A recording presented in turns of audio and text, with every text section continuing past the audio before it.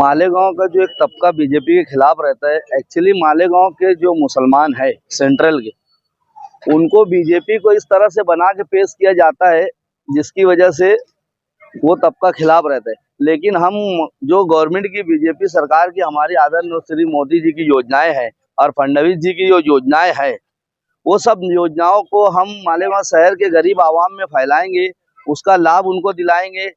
एक से एक योजना है, बड़ी बड़ी योजना है, जिसे हमारे शहर में लीडर लोग उसको फॉलो करने नहीं देते, ना करते। हम उसको लाएंगे, घर घर वो योजनाओं को पहुंचाएंगे, जिसकी वजह से गरीब मुसलमानों का और गरीब लोगों का उससे फायदा होगा।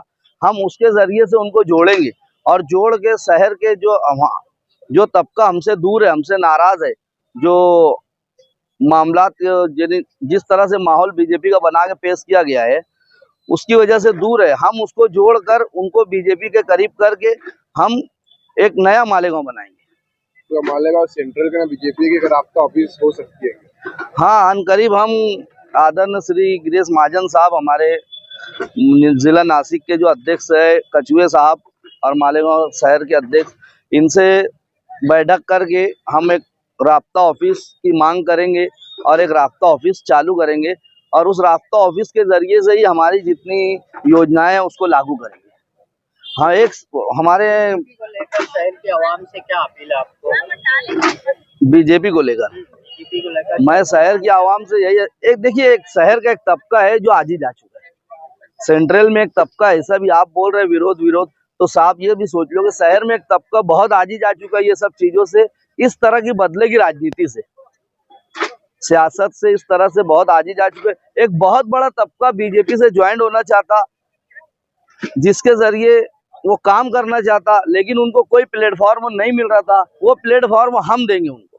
तो यह डेवलपमेंट, विकास, क्योंकि शहर के अंदर जितनी सियासी पार्टियां हैं वो सिर्फ वो अजबियत, जातिवाद, एक दूसरे से लड़ा रहे, फोटोग्राफी, वीडियोग्राफी, कोई डेवलपमेंट पे बात नहीं कर रहा।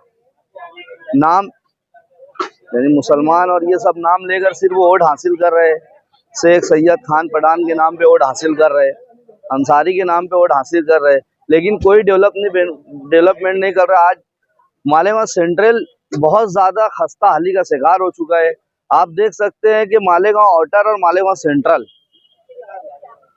आउटर में आप जाकर देख लो कि किस तरह से डेवलपमेंट है वहां पर, किस तरह से वहां काम काज किए, वहां पे राजनीति डेवलपमेंट पे होती है, और हमारे शहर मालेगांव सेंट्रल में राजनीति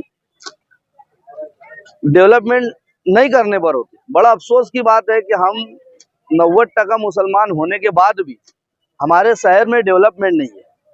इसकी वजह से हमको बीजेपी ज्वाइन करना पड़ा, क्योंकि बीजेपी में डेवलपमेंट की राजनीति होती। मसला यहाँ वंदे मातरम, अल्लाह अकबर का नहीं है, मसला यहाँ मुसलमान की बदहाली, जिस तरह से मालेगांव में जिंदगी जी रहे, उसे देखकर बहुत अफसोस होता है।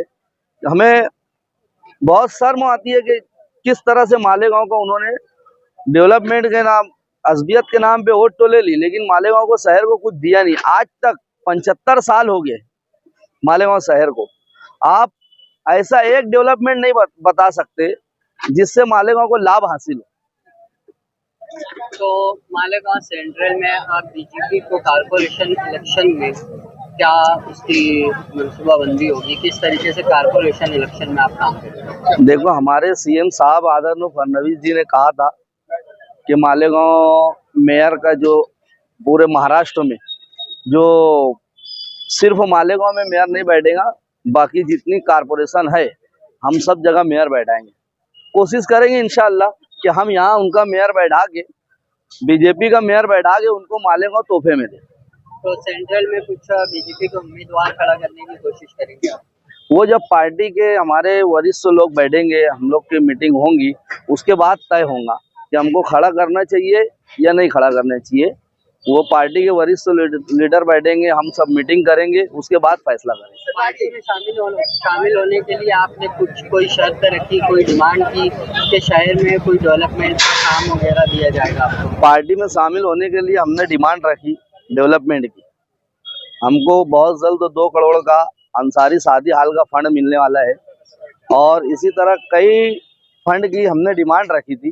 कुछ फंड अभी हम नहीं कह सकते, वो आने बाद ही हम आपको बता पाएंगे। अगर बीजेपी से आपको उम्मीदवारी का मौका मिला तो आप कारपोरेशन इलेक्शन में उम्मीदवारी करेंगे? नहीं, मैं बीजेपी से उम्मीदवारी का मौका मिला तो हम किसी दूसरे को मौका देंगे, मैं खुद उम्मीदवारी नहीं करूँगा।